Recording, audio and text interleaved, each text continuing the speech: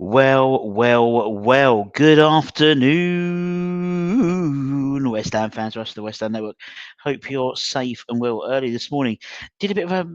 I'm going to call on morning musings. My morning musings. I'm in the office on my own early in the morning, and my brain thinks about things. And so the idea, and we asked about whether you thought, great. Yeah, there has been some anti-Potter sort of narrative being played out on social media, and I just wanted to get people's opinions really. Not for me, I think he deserves time, and people have obviously compared the run of games in terms of the number of run of games against Lopetegui, and in terms of the stats. However, as I said, that doesn't include the whole pre-season that Lopetegui had as well. So I don't think it's fair to judge. It's almost like judging apples and oranges, or whatever the expression is. But anyway, we're talking about the Hammers headlines. That's what we're talking about today in association with the KU Commies. Check them out. Oh, I'll press the wrong button again. Check them out as per usual. Lots to talk about, lots of transfer rumours to talk about, and some successes in terms of one of our Czech boys. But let's crack on and get into it. Let's talk about this one. So yesterday we spoke about how the club was looking at Maxime Esteve from Burnley. Burnley, obviously, the defensive story of the year, something like 10 goals they've conceded all season so far. They went 3 months without conceding a goal.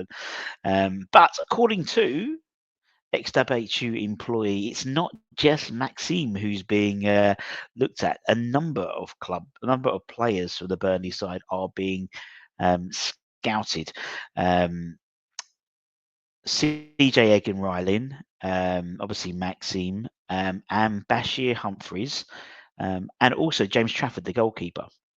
And X mentions about Humphreys is that he's actually on loan, season on loan at Chelsea, and is also a client of 𝙍𝙍𝙍𝙍𝙍. So an agent obviously worked many of the years. I wonder if Bashir also would have been around about the Chelsea squad when Potter was there, or in the youth team. I would assume so as well. So it makes sense how there's certain players that Potter's had an eye on, where even in his Chelsea days. But apparently he is a player they're looking at a lot as well, and sent scouts to monitor him, as well as the process of Maxim, and also James Trafford, the goalkeeper. Goalkeeper being an interesting perspective, an interesting area we could be looking at in the summer, based on what we do with Fabianski. Obviously, Trafford is heavily linked with a move to Newcastle as well, which could then open up the possibility of Nick Pope looking elsewhere as well. And when we had Ross Twiddell from Cultaholic on, big Newcastle fan, he said that Nick Pope was a nailed-on West Ham player in terms of the type of player he is. So we'll keep an eye on that. Also, in terms of summer transfer news, where has it gone? I want to touch on Jonathan David. It's someone we've mentioned proverbially once a week, once a fortnight, it seems, in terms of the race to sign Jonathan David in the summer. But according to an article in Sport, West Ham have apparently, and we sort of alluded to this before, made an irresistible financial offer to Jonathan David. Now, by saying irresistible, it means he's got to accept it. Surely, that's strong words by the Sport magazine. According to 𝙍𝙍𝙍𝙍 employee, he says that the proposal that's been put forward to Jonathan will make him one of the top earners in the club, as you'd imagine, but obviously would include a massive signing on fee. The article actually talks about David's potential. Well, his preference is actually to go to Barcelona. Why not? But the issue being is he might want to go to Barcelona, but Barcelona don't have the financial capabilities to give him what he wants financially. And also they've got Lewandowski, Ferran Torres as well. And so they're okay for a main striker and sort of backup. So for him, there wouldn't necessarily be him being able to jump in there, and indeed they wouldn't necessarily give him the type of money that he's looking for. And don't think his brother is his agent as well, I believe. So it also alleges in the article that he wants to make a decision in April. So rather than wait to the summer, obviously he can sign a pre-contract agreement from a club outside of France from January, really. So that's going to be interesting as well. So rather than wait to the summer and then make a decision, he wants to make some decision before the summer, so he hit the ground running with his new club. Makes perfect sense. So with Barcelona apparently not in the hunt for him, it would be fair to assume that move to the Premier League is most likely. As I said before, the chances of him signing are slim.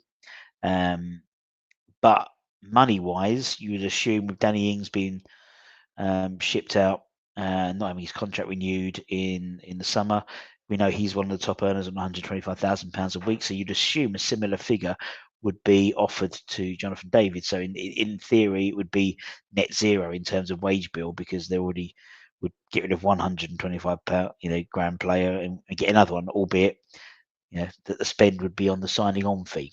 So in terms of out of pocket costs. So again, we shall keep an eye on that. Let's talk about some nice news, shall we? Let's talk about some nice news. Let's talk about Thomas Soucek. Thomas Soucek, where is he? There he is. He's won an award. He is. He was voted Czech Footballer of the Year for the fourth time in his career. Obviously, he's the captain of the Czech national side. He's 30, and he received the award at a ceremony in Prague on Monday night. He now is obviously it's the fourth time he's won it. He's won it in 2019, 2020, 23, and now in 25. So he's tying third place with Pavel Nedved in terms of the number of awards won, bettered only by Ivor Victor and the record-breaking Petr Cech, who has triumphed 9 times winning the award. He also, at the weekend, scoring against Everton, surpassed Trevor Sinclair in terms of goals scored at West Ham, and he's now in the top 25 all-time goal scorers for West Ham. That is fucking impressive, isn't it? That is impressive for someone who is Thomas Soucek. He loves the goal, and this is in the top 25 of all-time goal scorers now at West Ham. Fair play to the man. Speaking of Tommy Soucek and the Everton game, an interesting factoid from that game. When we saw the team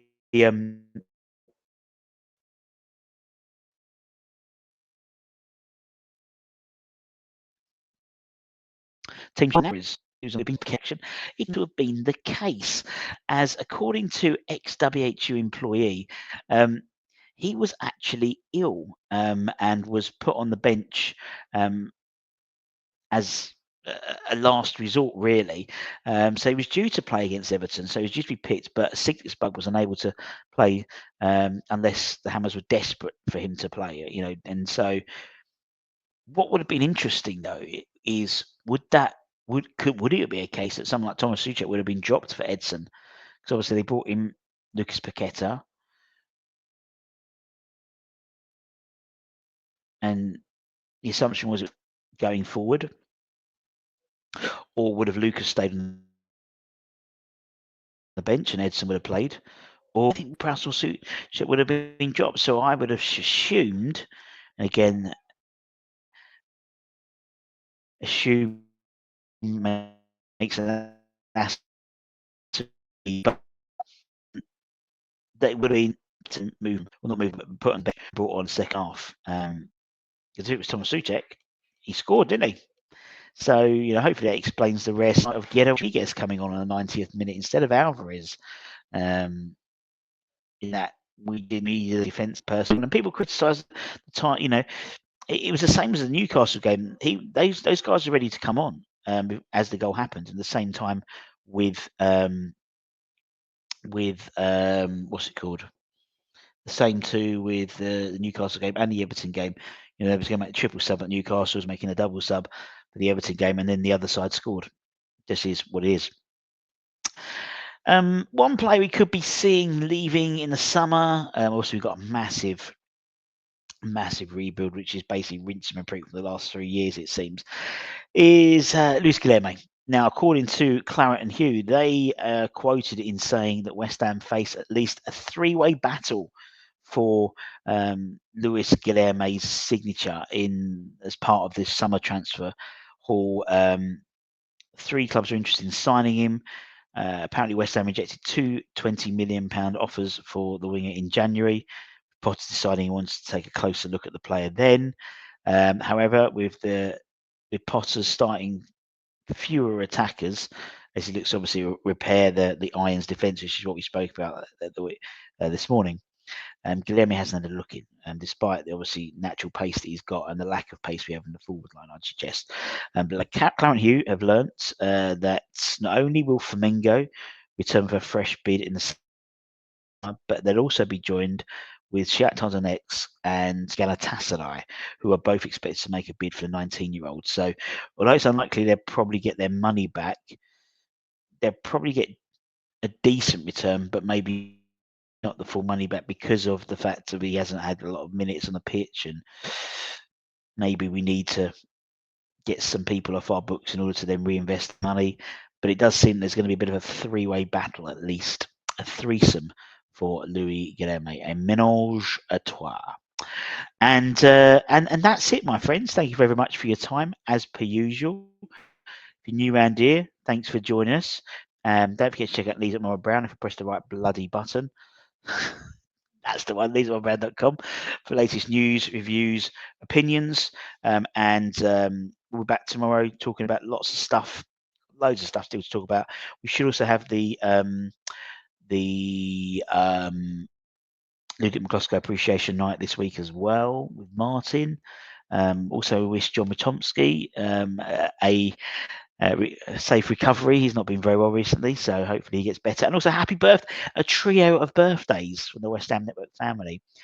Seth 𝙍𝙍𝙍𝙍, happy birthday for Seth 𝙍𝙍𝙍𝙍. Luke's birthday as well today, and friend of the channel, not friend of the channel, regular appearance on the channel, young Freddie, Anton's lad, it's his birthday as well today. So a trio of birthdays of the West Ham Network.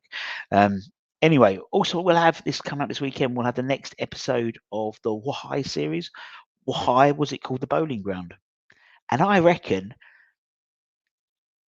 80% of you, maybe 85% of you, think it's wrong. Not think it's wrong, but will think it's the wrong.